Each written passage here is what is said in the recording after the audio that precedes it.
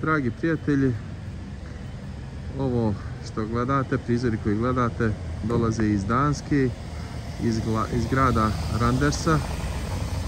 Tipičan zimski dan u ovom gradu gdje vidite veliku količinu vlage, dakle, koja je tu, i imate priliku da vidite prizor iz jedne od najstarijih ulica ovog grada, dakle autentični prizori.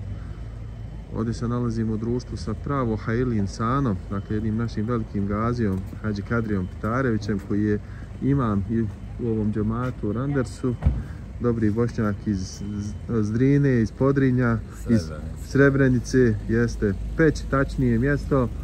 I ovdje su nas evo ugostili u ovom džematu i bit će nam domaćini evo ovdje Vižali. On će nam u stvari u najkraćem i pokazati ljepote ovog grada. Dakle, Kadrija, bujrom. Salam alejkum od mene svima koji budu pratili. Evo, nalazimo se baš u centru grada Randers. Randers kao Randers grad, znači opština je osnovana 1970. godine. Ovo je znači jedan od starijih predava grada, znači gdje je starina sačuvana, znači kako je izgledalo od samog početka, i to se tako održava, što jako fino, i to Danci jako fino njeguju i tako dalje.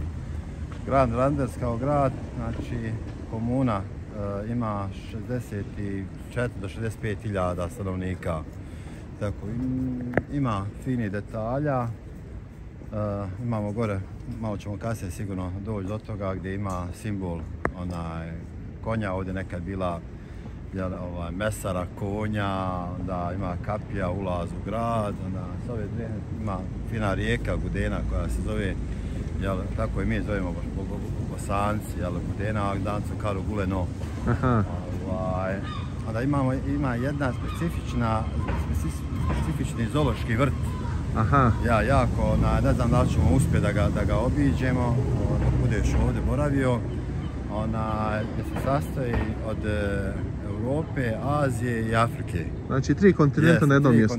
Čak možda i 4 da ima, sad to ne smijem. To ono pod kupolama, to sam vidio, je li, kao zimska bašća? To je jedino, u Europi ima taj dio, znači, na taj način. To su 3 kupole, znači, gdje ide s jedne udruge, iz Europe u Aziju, iz Azije u Afriku i tako dalje.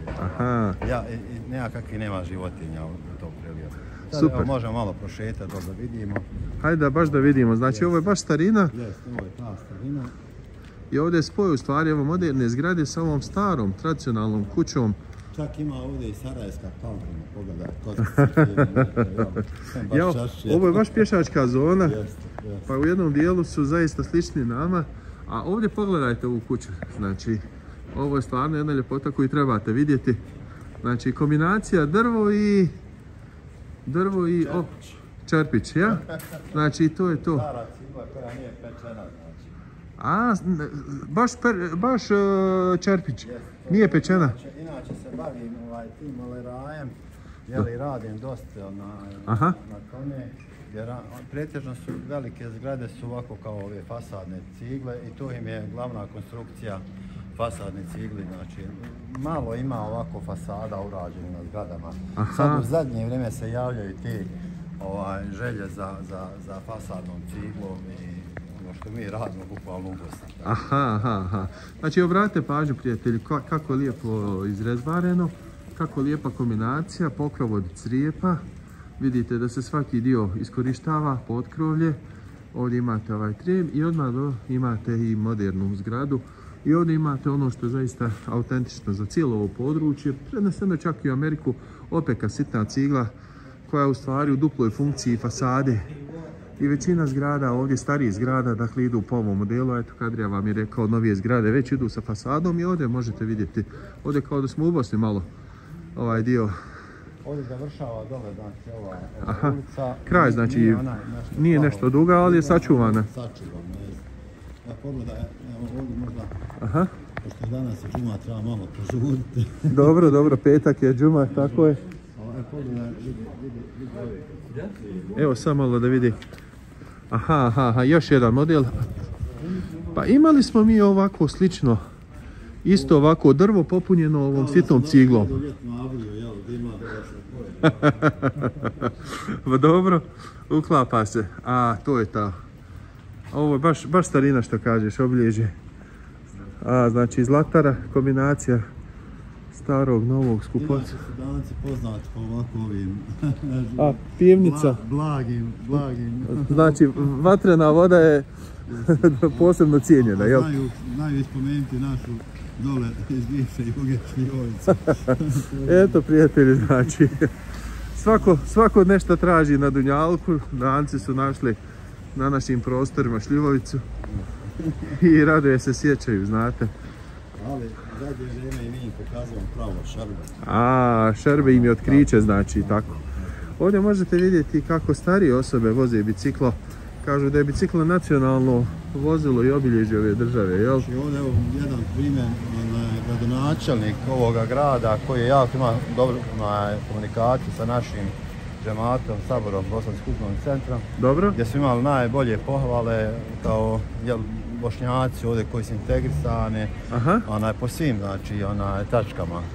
Tačkama gdje je pohvalio i taj gradonačelnik znači ima, zadnji puta je bio naš gost, nije imao drugo auto nego ne znam koliko godina staro Saab, ali sa biciklom dolazi na posao ili autobusom. Jedan lijep primjer za naše političare da dođu u Tobe i da poštuju. Ovo je glavna stanica tu, Dobro.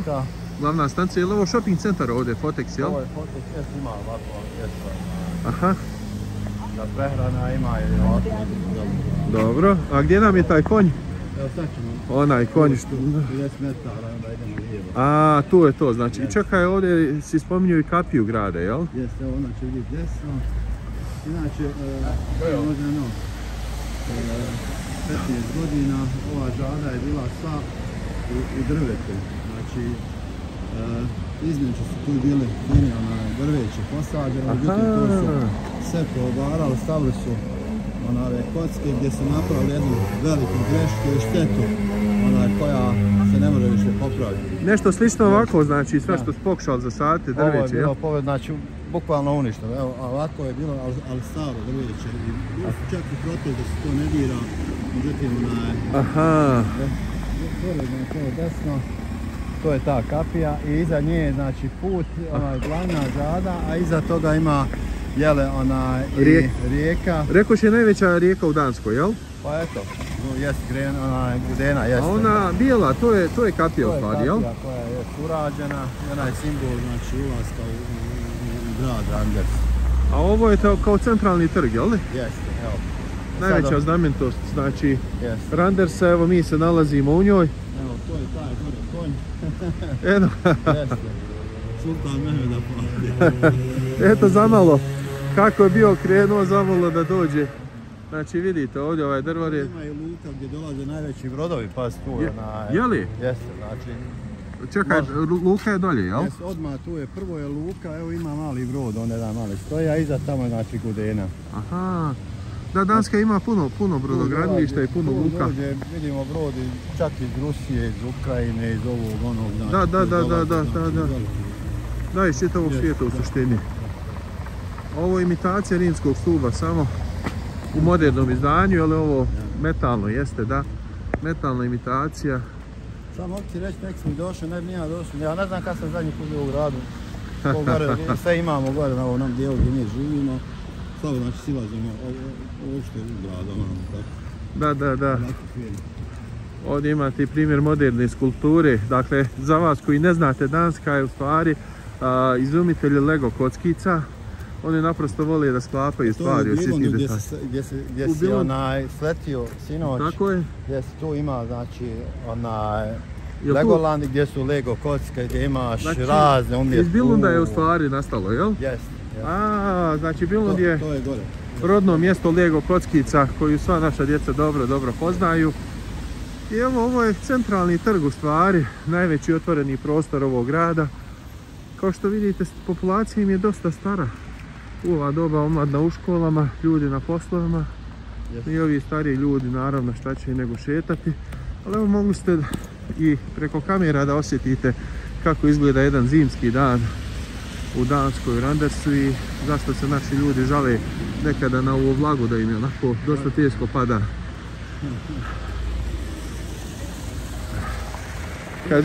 Kadrija naš inače imam u džematu Sabor i već 25 godina održava taj bošnjački džemat, najveći džemat Bošnjaka.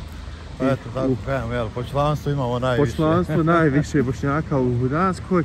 I ovdje imate taj simbol grada, dakle konj, ali ne konj za jahanje, niti za ratovanje, niti za trke, nego dominantno za klanje.